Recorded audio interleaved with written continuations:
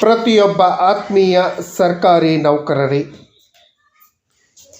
ಪ್ರತಿಯೊಬ್ಬರಿಗೂ ಒಂದು ವಿಶೇಷವಾದ ಶುಭ ಸುದ್ದಿ ಅಂತಲೇ ಹೇಳ್ಬೋದು. ನಿಮ್ಮ ಸಂಬಳ ವೇತನಕ್ಕೆ ಸಂಬಂಧಿಸಿದಂತೆ ಒಂದು ವಿಶೇಷವಾದ ಶುಭ ಸುದ್ದಿ ಸರ್ಕಾರ ನೀಡಿದೆ.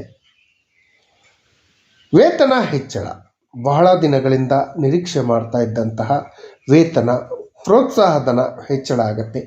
ವೇತನ ಪರಿಷ್ಕರಣೆಯಿಂದಾಗಿ ನೌಕರರ ವೇತನ ಎಷ್ಟು ಸಿಗತ್ತೆ, ವಿಶೇಷ ವೇತನ ಎಷ್ಟು ಸಿಗತ್ತೆ ಅನ್ನೋದ್ರ ಬಗ್ಗೆ ಒಂದು ವಿಶೇಷವಾದ ಮಾಹಿತಿ ಇದೆ. ಪ್ರತಿಯೊಬ್ಬರು ಇದರ ಉಪಯೋಗವನ್ನು ಪಡ್ಕೊಳ್ಳಿ. ಸರ್ಕಾರದ ಅಧಿಕೃತ ಆದೇಶ ಹೊರಬಿದ್ದಿದೆ. ಇದರಿಂದಾಗಿ ನಿಮ್ಮ ವೇತನ ಹೆಚ್ಚಳ ಆಗತ್ತೆ.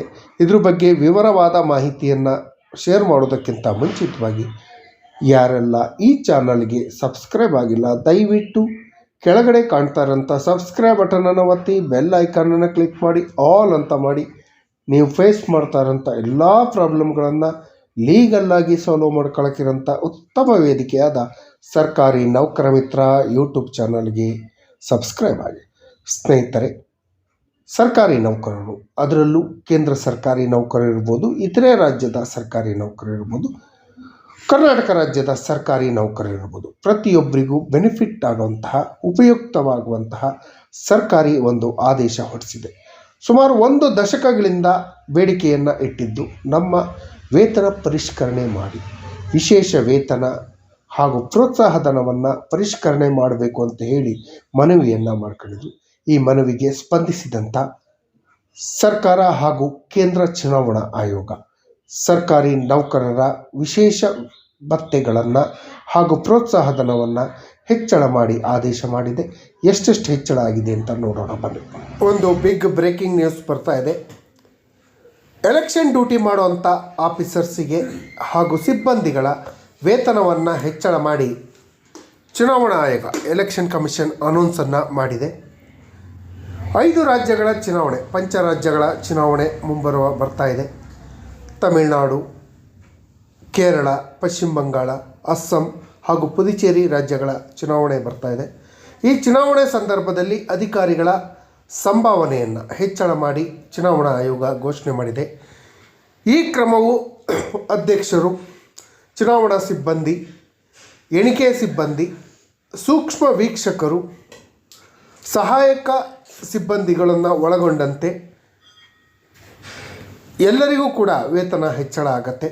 ಹಿರಿಯ ಅಧಿಕಾರಿಯೊಬ್ಬರು ಬುಧವಾರ ಈ ಬಗ್ಗೆ ಮಾಹಿತಿಯನ್ನು ನೀಡಿದ್ದಾರೆ. ಪರಿಷ್ಕೃತ ವೇತನ ರಚನೆ, ನ್ಯಾಯಯುತ ಪರಿಹಾರವನ್ನು ಒದಗಿಸುವ ಹಾಗೂ ಚುನಾವಣಾ ಸಮಯದಲ್ಲಿ ದೀರ್ಘ ಹಾಗೂ ಬೇಡಿಕೆಗಳನ್ನು ಈಡೇರಿಸುವಂಥ ಕೆಲಸವನ್ನು ಮಾಡಿದೆ. ಗಂಟೆಗಟ್ಟಲೆ ಕೆಲಸ ಮಾಡುವಂಥ ಸಿಬ್ಬಂದಿಗಳನ್ನು ಪ್ರೇರೇಪಿಸುವ ಗುರಿಯನ್ನು ಹೊಂದಿದೆ ಅಂತ ಹೇಳಿ ಉನ್ನತ ಮೂಲಗಳಿಂದ ಅಧಿಕಾರಿಗಳು ತಿಳಿಸಿದ್ದಾರೆ. ಮುಂದಿನ ತಿಂಗಳು ಆಗಲೇ ಹೇಳಿದ ಹಾಗೆ ಪಶ್ಚಿಮ ಬಂಗಾಳ, ತಮಿಳುನಾಡು, ಅಸ್ಸಾಂ, ಕೇರಳ ಹಾಗೂ ಪುದುಚೇರಿ ಚುನಾವಣೆ ನಡೆಯುತ್ತೆ. ಈ ಹೊಸ ದರ ಅಧ್ಯಕ್ಷರು ಈಗಿನ ದಿನಕ್ಕೆ 500 ರೂಪಾಯಿ ಪಡೀತಾರೆ. ಈ ಹಿಂದೆ ಅದು 350 ರೂಪಾಯಿ ಆಗುತ್ತೆ. 350 ರೂಪಾಯಿಂದ 500 ರೂಪಾಯಿಗಳಿಗೆ ಹೆಚ್ಚಳ ಆಗುತ್ತೆ. ನಿಯೋಜನೆಗಾಗಿ ಒಟ್ಟು 2000 ರೂಪಾಯಿಗಳನ್ನು ಪಡ್ಕೊಳ್ತಾರೆ. ಮತಗಟ್ಟೆ ಅಧಿಕಾರಿ ದೈನಂದಿನ ವೇತನವು ಈ ಹಿಂದೆ 250 ರೂಪಾಯಿ ಇತ್ತು, ಅದನ್ನು 400 ರೂಪಾಯಿಗಳಿಗೆ ಹೆಚ್ಚಳ ಮಾಡಿದೆ. ಇದು ಒಂದು ಬಾರಿಗೆ 1600 ರೂಪಾಯಿ ಪಾವತಿಗೆ ಕಾರಣ ಆಗತ್ತೆ. ಎಣಿಕೆ ಸಿಬ್ಬಂದಿಗಳು ದಿನಕ್ಕೆ 450 ರೂಪಾಯಿ ಪಡೀತಾರೆ. ಅದು 250 ರೂಪಾಯಿಯಿಂದ ಅಥವಾ ಪೂರ್ಣ ಕರ್ತವ್ಯದ ಅವಧಿಗೆ 1350 ರೂಪಾಯಿಗಳಿಗೆ ಏರಿಕೆಯಾಗಿದೆ.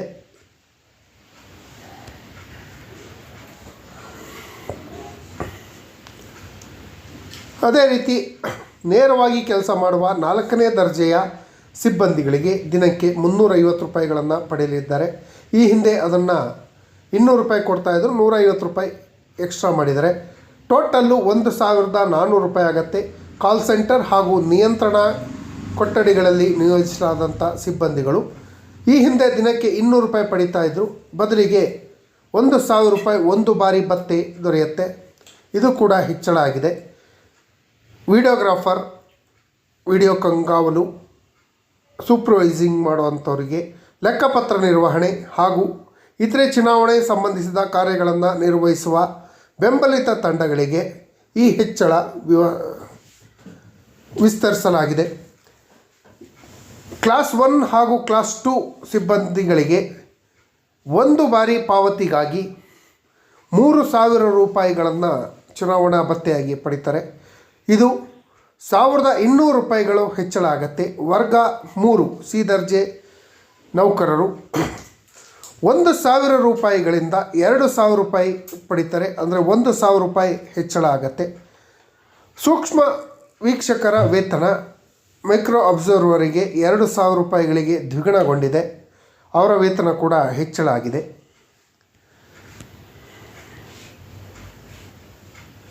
ಮತದಾನದ ಸಿಬ್ಬಂದಿ, ಪೊಲೀಸ್ ಸಿಬ್ಬಂದಿ, ಮೊಬೈಲ್ ತಂಡಗಳು, ಗೃಹರಕ್ಷಕ ದಳಗಳ ದೈನಂದಿನ ಟಿಫನ್ ಭತ್ಯೆಗಳನ್ನು ಈ ಹಿಂದೆ ಇದ್ದಂಥ 150 ರೂಪಾಯಿಗಳಿಂದ 500 ರೂಪಾಯಿಗಳಿಗೆ ಹೆಚ್ಚಳ ಮಾಡಲಾಗಿದೆ.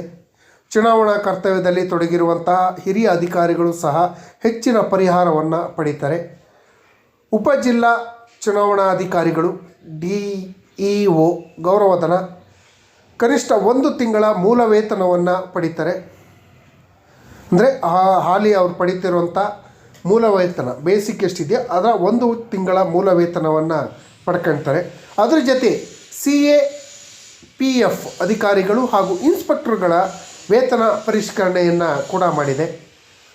ಕೇಂದ್ರ ಸಶಸ್ತ್ರ ಪೊಲೀಸ್ ಪಡೆ CAPF ಅಧಿಕಾರಿಗಳು ಹಾಗೂ ಇನ್ಸ್ಪೆಕ್ಟರ್ಗಳಿಗೂ ಕೂಡ ಪರಿಷ್ಕೃತ ಭತ್ಯೆಗಳಿಂದ ಪ್ರಯೋಜನವನ್ನು ಪಡಿತಾರೆ. 15 ದಿನಗಳವರೆಗೂ ಸೇವೆ ಸಲ್ಲಿಸುವಂಥ ಗೆಜೆಟೆಡ್ ಅಧಿಕಾರಿಗಳಿಗೆ 2,500 ರೂಪಾಯಿ ಬದಲಿಗೆ 4,000 ರೂಪಾಯಿ ಪಡಿತಾರೆ. ಮೊದಲು 2,500 ರೂಪಾಯಿ ಇತ್ತು, ಈಗ 4,000 ರೂಪಾಯಿ ಇರುತ್ತೆ. ಆದರೆ ದೀರ್ಘ ಕರ್ತವ್ಯಗಳಿಗೆ ಅವರು ಸುಮಾರು 1,250 ರೂಪಾಯಿ ಬದಲಿಗೆ ವಾರಕ್ಕೆ 2,000 ರೂಪಾಯಿಗಳನ್ನು ಪಡಿತಾರೆ. ಪೊಲೀಸ್ ಇನ್ಸ್ಪೆಕ್ಟರ್, ಸಬ್ ಇನ್ಸ್ಪೆಕ್ಟರ್, ಸಹಾಯಕ ಸಬ್ ಇನ್ಸ್ಪೆಕ್ಟರ್ ಮತ್ತು ಸಮಾನ ಸಿಬ್ಬಂದಿಗಳಿಗೆ 15 ದಿನಗಳಿಗೆ ಡ್ಯೂಟಿ ಮಾಡಿದ್ರೆ ಅವರಿಗೆ 3,000 ರೂಪಾಯಿಗಳನ್ನು ಕೊಡ್ತಾರೆ. ದೀರ್ಘಾವಧಿವರೆಗೆ ಅಂದರೆ ವಾರಕ್ಕೆ 1,500 ರೂಪಾಯಿ ಪಡಿತಾರೆ. ಹಿಂದಿನ ದರಗಳು 2,000 ರೂಪಾಯಿ ಮತ್ತು 1,000 ರೂಪಾಯಿಗಳಿಗೆ ಹೋಲಿಸಿದರೆ ಈಗ ಸಂಪೂರ್ಣವಾಗಿ ಹೆಚ್ಚಳ ಆಗಿದೆ. ಇದರಿಂದಾಗಿ ಚುನಾವಣಾ ಕರ್ತವ್ಯದಲ್ಲಿರುವಂತಹ ಅಧಿಕಾರಿ ಸಿಬ್ಬಂದಿಗಳು ಬಹುದಿನಗಳ ಬೇಡಿಕೆಯನ್ನು ಚುನಾವಣಾ ಆಯೋಗ ಈಡೇರಿಸಿದೆ ಅಂತಲೇ ಹೇಳ್ಬೋದು. ಈ ಎಲ್ಲ ಕ್ರಮಗಳಿಂದ ಸುಗಮ ಚುನಾವಣಾ ಪ್ರಕ್ರಿಯೆ ಕೊಡುಗೆ ನೀಡುವಂತಹ ಸಿಬ್ಬಂದಿಗಳಿಗೆ ಸರಿಯಾದ ಪ್ರೋತ್ಸಾಹ ಧನವನ್ನು ನೀಡಲು ವೇತನ ಭತ್ಯೆಗಳನ್ನು ಪರಿಷ್ಕರಿಸಲಾಗಿದೆ ಅಂತ ಹೇಳಿ ಭಾರತೀಯ ಚುನಾವಣಾ ಆಯೋಗ ತನ್ನ ಪ್ರಕಟಣೆಯಲ್ಲಿ ತಿಳಿಸಿದೆ. ಹಾಗಾಗಿ ಇದು ಕರ್ನಾಟಕ ರಾಜ್ಯದ ಮುಂದಿನ ಚುನಾವಣೆಗಳಿಗೂ ಕೂಡ ಅನ್ವಯ ಆಗತ್ತೆ. ಕರ್ನಾಟಕ ರಾಜ್ಯದ ಮುಂದಿನ ಚುನಾವಣೆಗಳನ್ನು ಕೂಡ ಕರ್ನಾಟಕ ರಾಜ್ಯದ ಅಧಿಕಾರಿ ಸಿಬ್ಬಂದಿಗಳು ಹಾಗೂ ಪೊಲೀಸ್ ಸಿಬ್ಬಂದಿಗಳೇ ನಡೆಸೋದ್ರಿಂದ ಅವರಿಗೂ ಕೂಡ ಇದರಿಂದ ಉಪಯೋಗ ಆಗತ್ತೆ ಅಂತ ಹೇಳ್ತಾ, ಪ್ರತಿಯೊಬ್ಬರಿಗೂ ಈ ಮಾಹಿತಿ ಇಷ್ಟ ಆಗಿದ್ದರೆ ದಯವಿಟ್ಟು ಕೆಳಗಡೆ ಕಾಣ್ತಾರಂಥ ಸಬ್ಸ್ಕ್ರೈಬ್ ಬಟನನ್ನು ಒತ್ತಿ, ಬೆಲ್ ಐಕಾನನ್ನು ಕ್ಲಿಕ್ ಮಾಡಿ, ಆಲ್ ಅಂತ ಮಾಡಿ. ನೀವು ಫೇಸ್ ಮಾಡ್ತಾರಂಥ ಎಲ್ಲ ಪ್ರಾಬ್ಲಮ್ಗಳನ್ನು ಲೀಗಲ್ಲಾಗಿ ಸಾಲ್ವ್ ಮಾಡ್ಕೊಳ್ಳೋಕ್ಕಿರೋಂಥ ಉತ್ತಮ ವೇದಿಕೆ